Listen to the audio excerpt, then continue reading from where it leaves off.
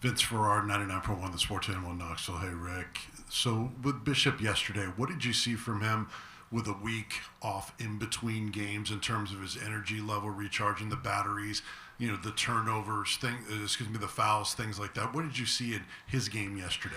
Well, I do think he's obviously, he's been dealing with a little bit of a hip flexor, but he fought through that. He turned it over more yesterday than he should, but I thought defensively, I thought he was locked into what we needed him to do. And Vince, we need that from him every night, and if he does that, he just instinctively, offensively, some things will happen for him because of the way we play, the way we move the ball.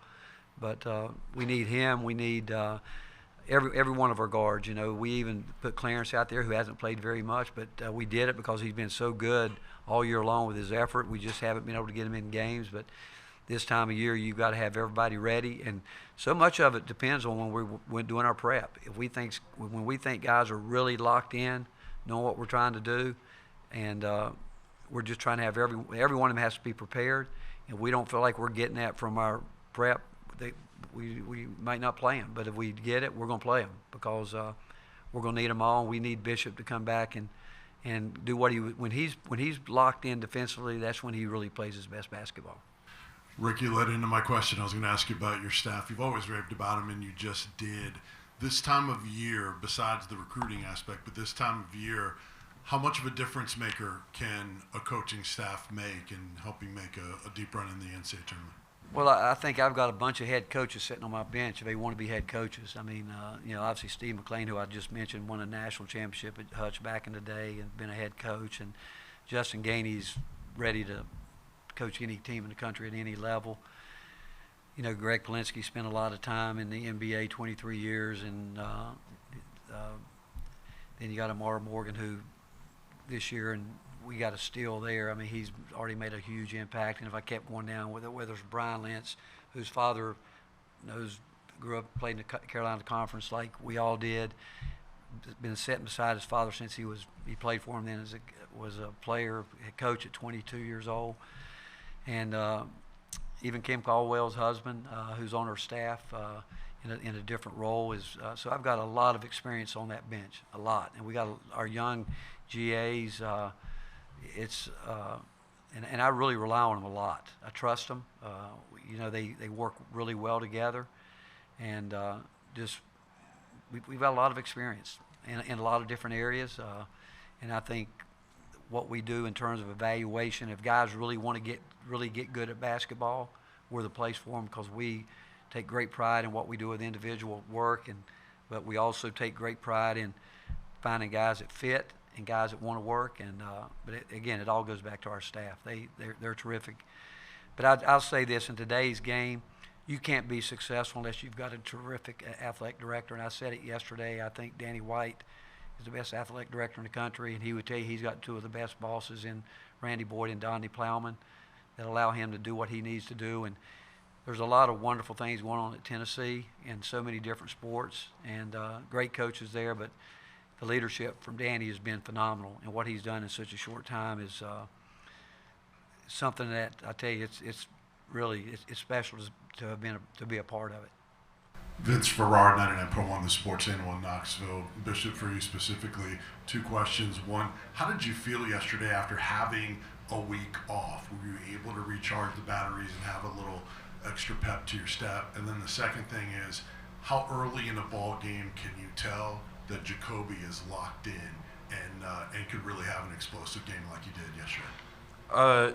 Yeah, I think the kind of little bit of a break was good. Definitely having those SEC tournament games where you're playing back-to-back days. But, got some guys healthy that were kind of dealing with injuries and stuff like that. So I definitely think that was good. And then, with Kobe, once you see those first two go in and, touch nothing but net, you kind of know he's got it going. So it's our job to keep feeding him and also just his ability to get others involved as well. Felix, for you specifically, what do you see in Virginia? I'm not sure how much prep you guys have done as a team for them, but what do you know about them and the challenges they might bring to the table? They're very well coached team. We know they love to play in transition. They want to shoot early threes, and also I feel like they have size just like how we do. I think it's going to boil down to the guys, who's more physical, and I feel like it's going to be a good matchup. Bishop, in terms of the three-point ball, you guys, obviously there's a lot of talk about Miami, Ohio, and what they did with their three-point shooting. You guys did a great job against them. What are the differences in what Virginia does offensively with the way they shoot the three ball versus what you guys were just able to do against Miami, Ohio? Yeah, it's kind of similar. They try to put up around 33s a game or something like that, I think. So, they're also doing a job attacking it early if they have the open three. So I think kind of just the same thing as we kind of did last game, just being in gaps early and playing out, guarding the three-point line as best we can. But, they're balanced, so kind of just trying to take away as much as we can. Head coach Vince Ferrara, 99.1 The Sports Animal in Knoxville. Can you speak to two players for Tennessee specifically, in Jacoby Gillespie and Nate Amen? I know Amen has been a little bit slowed, but what do you see in them in terms of what they bring to the table? Yeah, I'll start with Nate because I've watched Nate a ton. I've watched him since he was a young player, and it's so cool to see, his development. I remember watching him in AAU. The first time, and then, his going into his senior year, and it was just like, oh my gosh, this guy, he could be spectacular, and is heading to having a spectacular, NBA career. And I know he's had some injuries, but what a player he is, what a kid he is. Just a really, really good player to have in college. And I know Tennessee and Coach Barnes are excited that they've been able to coach him this year. He's just a generational talent. He's 6'10". He can dribble. He can pass. He can shoot. He can make hard twos. He rebounds. He plays hard. He's just really good. You can tell that Coach Barnes really trusts Gillespie intently. He's dynamite. Just when you think you have him cornered, he gets around you and finds a way to get to the basket. He bangs big shots. He's really good on defense and in terms of stealing the ball. He's got great hands.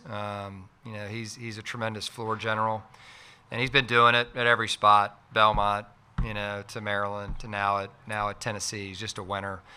And so when you're playing against their team, you certainly have to focus on him, but also they're just a well-balanced team. They have other guys and physicality up front, and they all kind of know their role, and they're going to play their role. And so, we know it's going to be a stiff challenge. For both of you guys, Vince Ferrara, 99.1 The Sports Animal in Knoxville. You talked about Jacoby Gillespie a little bit. Can you talk about some specific things that you see in that Tennessee Volunteers team that you'll be going up against? Let's go Dallin first and then Jacari. Yeah, obviously they were very well coached. They play tremendously hard. They're physical, especially in the forward positions. So we got to make sure we're up for the fight, bringing the fight to them on the glass, and then finding ways to neutralize Gillespie, getting downhill and getting his shots. So that's some of the things we've been discussing. But like Kari said, scout preparation goes both ways. They got a game plan for us, and we feel like we're a lot to handle. So we're excited for the matchup. Like Dallin said, they're great on the offensive glass, and rebounding is something I feel like we struggle with a little bit. But coming to this game, we gotta be up for the fight. Limiting Gillespie's ability to get their bigs layups and dunks. So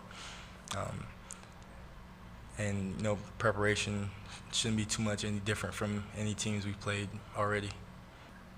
Dallin, just to follow up, you said you've played some similar teams to Tennessee. Who are those teams, and in what ways are they a comp? Yeah, I think Miami's a good comp in terms of their offensive rebounding prowess, just rebounding in general, their physicality. Duke's very physical on the offensive glass. So you want to make sure that you give each opponent their proper respect. We know we've never played Tennessee before, so we give them that respect. But we understand that we've played physical teams before. We've been able to find success before, and so we're going to lean on to that experience and really lean on each other to go out there and be up for the fight.